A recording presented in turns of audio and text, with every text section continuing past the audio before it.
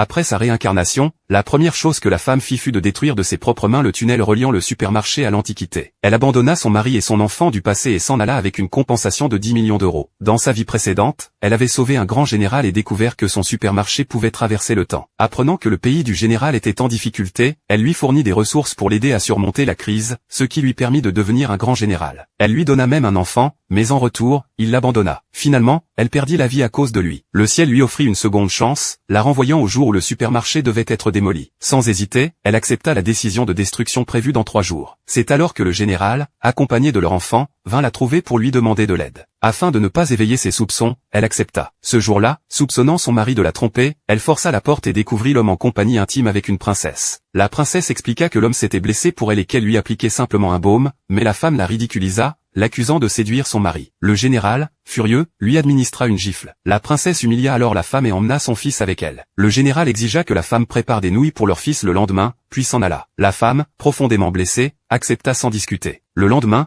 après avoir préparé les nouilles, elle découvrit son mari et la princesse fêtant l'anniversaire de leur fils ensemble. L'enfant renversa le plat qu'elle avait préparé. Désespérée et lasse des conflits, elle s'éloigna sans un mot. Le général, mécontent de son attitude, la questionna. Elle lui répondit que ce serait la dernière fois qu'elle lui cuisinerait quelque chose. À ce moment, la princesse lui proposa de les rejoindre, et il accepta sans la moindre hésitation. Quand leur fils demanda au général d'épouser la princesse, la femme sentit son cœur sombrer. Elle alla dire adieu à sa belle-mère, annonçant qu'elle ne reviendrait plus. Sa belle-mère, impuissante, lui confia qu'elle était la seule belle-fille qu'elle appréciait. Mais la princesse entendit ces paroles. Cette nuit-là, la chambre de la belle-mère prit feu. Apprenant la nouvelle, la femme se précipita dans les flammes et la sauva. Mais en sortant, elle vit son mari portant la princesse dans ses bras. La princesse, triomphante, arborait un sourire satisfait. C'est alors que son propre fils l'accusa d'avoir déclenché l'incendie par jalousie. Sous le choc, la femme ne put répondre. Son mari lui ordonna d'avouer sa faute. Mais la belle-mère, en colère contre son fils, prit la défense de la femme et lui demanda de partir pour ne plus jamais revenir. Peu après, la femme reçut une lettre de son mari exigeant à nouveau qu'elle reconnaisse ses torts. Trouvant cela absurde, elle lui répondit brièvement avant de lui rendre son bracelet de mariage. Alors qu'elle sortait de la chambre de sa belle-mère, son mari l'arrêta pour l'interroger sur son changement d'attitude. Elle ne répondit pas et se contenta de dire que sa belle-mère souhaitait voir son petit-fils. Le lendemain, elle revint pour un dernier adieu. Sa belle-mère l'invita à déjeuner une dernière fois, mais leur fils déclara qu'il voulait aller voir sa maman. Intriguée, la belle-mère demanda des précisions. L'enfant répondit que la princesse était sa véritable mère. La femme ne réagit pas et voulut simplement lui dire au revoir, mais son fils la repoussa froidement. Son mari, prétextant être occupé, s'éloigna également. Après avoir pris congé de sa belle-mère, la femme partit sans se retourner. Ce n'est que plus tard que le général découvrit la lettre et le bracelet de mariage qu'elle lui avait rendu. C'est alors qu'il comprit enfin, la femme voulait vraiment divorcer. Furieux, il partit immédiatement à sa recherche. De son côté, la femme, libérée et soulagée, était en train de démolir le supermarché de ses propres mains.